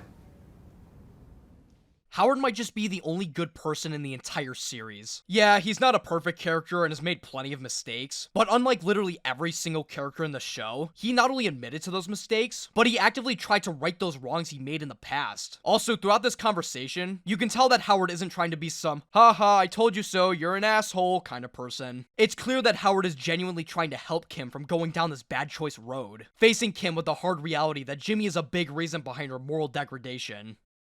Ooh, another big word. I also love that, when he's talking about Jimmy throwing bowling balls on his car, he doesn't immediately bring up the fact that his car was destroyed. He brings up the fact that somebody could have gotten seriously injured. It's subtle, but it really goes to show how Howard has changed into a more caring individual. Even though Howard is spitting his truth, though, Kim does not want to hear it, as she tries arguing back that she knows Jimmy, to which Howard immediately responds that there was another person who also knew Jimmy very well. Chuck. While I do have some bias against this statement, that bias being that I fucking hate Chuck, I can see where Howard is coming from. Howard is implying that Jimmy is an unstable troublemaker who is acting as a terrible influence for Kim, and is warning her of the future that'll come her way if she proceeds down this route. As I've said before, while I do think that Chuck was right about Jimmy's behavior to an extent, Chuck is also majorly at fault for Jimmy's mental decay, as he was too selfish and jealous to realize Jimmy's respect that he upheld for him, and used whatever opportunity he could to kick Jimmy down. But again, it's not like Howard is using this argument maliciously, as he likely had no idea what harm Chuck was doing to Jimmy due to Chuck's manipulation. God, how the fuck is this show so well written? Anyways, Kim is pissed at Howard about this for reasons that I'll be delving into a bit later, as Jimmy angrily knocks on Mike's door.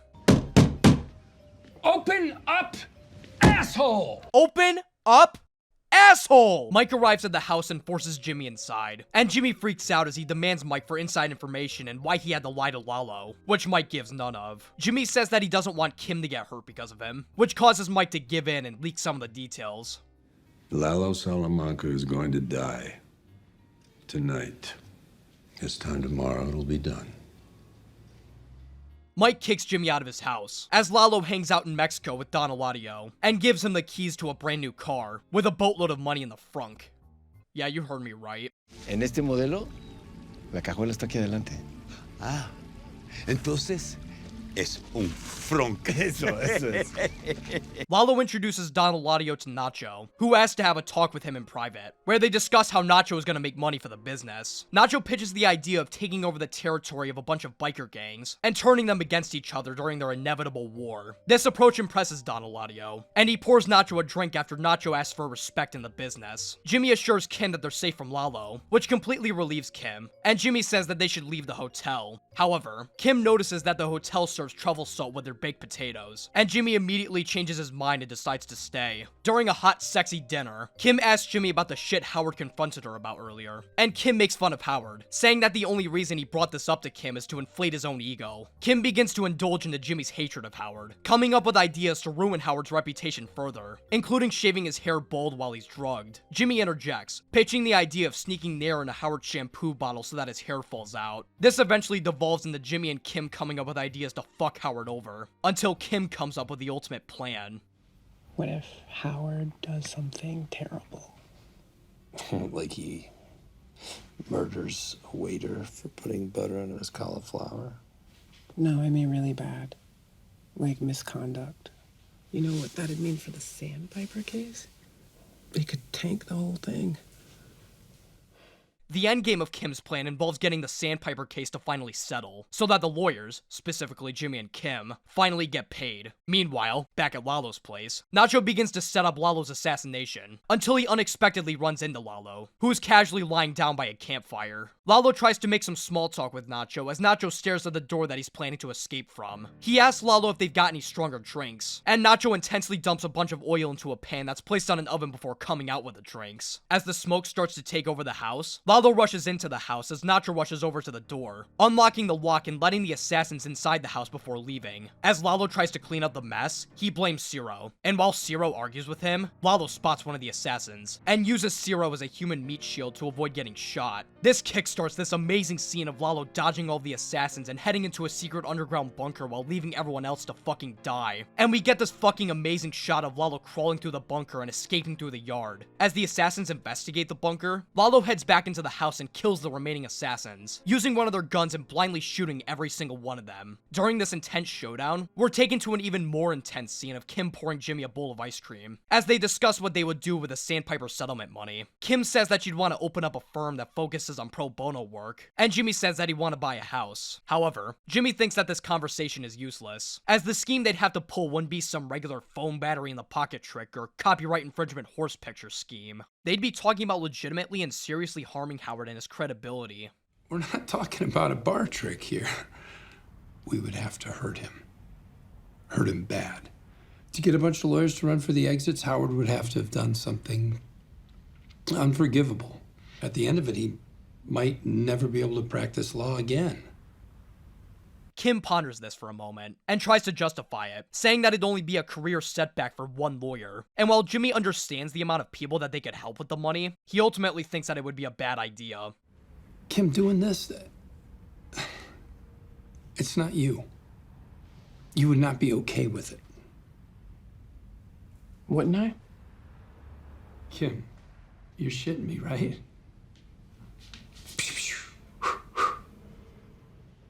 There were many aspects of Jimmy and Kim's relationship that make them bond together in a way that not many TV couples do, such as their rough experiences with family members and struggles in the world of law. But without a doubt, one of the biggest aspects of their relationship that causes them to bond so well is one thing: scheming. Even as early as season 2, when their relationship first began to bloom, one of the things that they did that brought them closer together was pulling that con on Ken, a scheme that is continually referenced throughout the show via the Zaviro Añejo bottle stopper. There isn't anything in the show that brings these two more closer together than scheming, but ironically, it's also one of the things that causes the most harm to not only their relationship, but themselves as a whole, especially Kim. Over the past 5 seasons, we've seen Kim evolve into a morally corrupt individual as she begins to tolerate Jimmy's schemes more and more throughout the course of the show.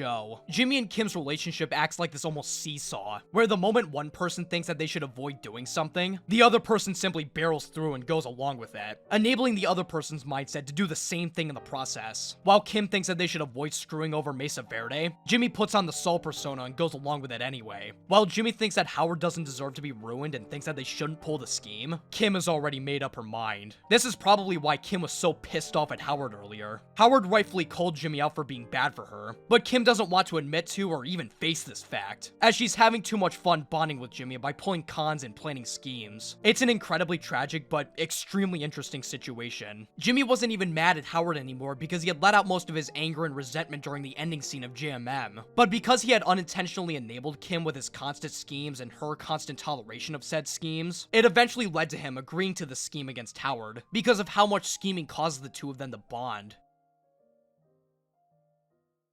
We're taken back to Lalo's house, as everyone except Lalo and one more assassin is dead. Lalo interrogates the remaining assassin, who admits that there was a middleman to the operation, but doesn't know who hired them. Lalo, however, tells them that he does, and forces the assassin to call up Gus and tell him that the job is done.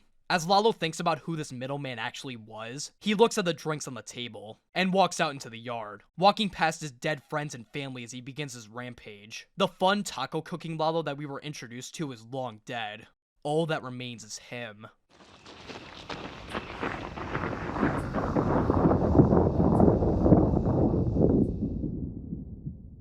What a damn good episode. While not as strong as the previous episodes, this episode still sets up an insane Season 6 showdown, in both the lawyer plot and the cartel plot. Some fantastic scenes too, like Kim's meeting with Howard, Kim giving the finger guns to Jimmy directly paralleling the scene from Winter, and the shootout in Lalo's house, along with Lalo realizing that Nacho was the middleman all along. This episode is getting a light S tier, a solid end to an unbelievable season.